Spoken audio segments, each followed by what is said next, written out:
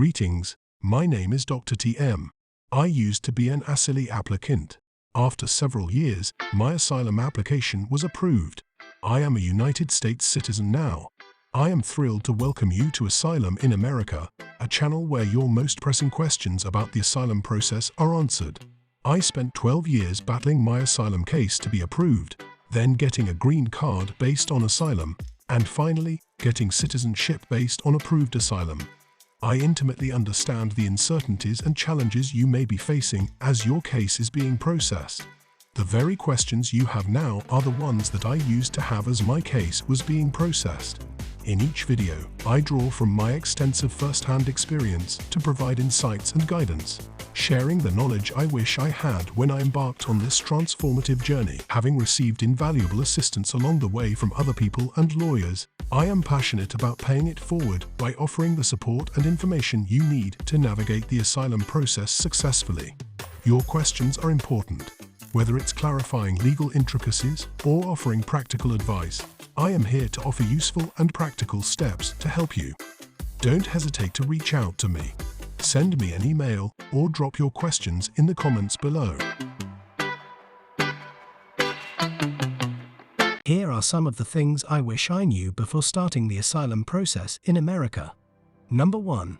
I have said here that in order to navigate the asylum process in America, you need to be very patient. Processing of your claim is at the mercy of the immigration agencies and courts, whose efficiency is dependent on politics in Washington, District of Columbia. Speaking from my own experience, I think most of us are forced into the asylum process, and the reality of the process and our initial expectations do not match. I certainly thought I would be done in a few months. I was wrong.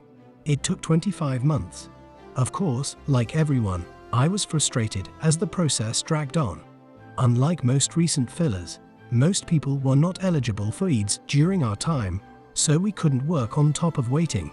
I endured some of my dark days, most difficult days, while waiting for my asylum claim to be settled. However, as I met other asylum applicants as I attended the asylum hearings at the immigration court, I came to realize that those getting a final decision in 9, 16, 25, 30 months, etc., were very lucky. In 2009, I attended a hearing of a case of a man. He had been battling to get a final decision on his case since 1995. Number 2. One thing that helped me survive waiting for my case to be processed was imagining the future. The waiting, the frustrations, etc., were okay. Close family abandoning me, relationships broken, that was okay. Because approval of the case would provide me with a refuge, a safe place to live, and perhaps I could have a career, I could do the impossible. Of course, I'm still nursing the wounds of the past, the broken family relationships. But, 9 years since the case was finally approved, I have established a corporate career. I have been safe from the cop goons, and I finished my doctoral studies. I am a doctor now, so I think things have gone well for the most part. Number 3. I think that we are guests here in America. The one thing we can all do is to respect their ways, their laws, how they do things. We are not entitled to anything. The Americans do not owe us anything. While everyone's situation is different, I feel that, for the most part, their system works in the end. As we fight for our cases, we should always remember that. As today is Memorial Day, take the time to understand their history.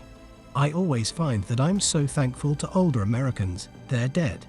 Their hard work and their sacrifice made it possible for me to be here, claiming asylum. Disclaimer. Family, I provide this information to help you only. This is not legal advice. Consult with a lawyer if you want legal advice for your asylum case.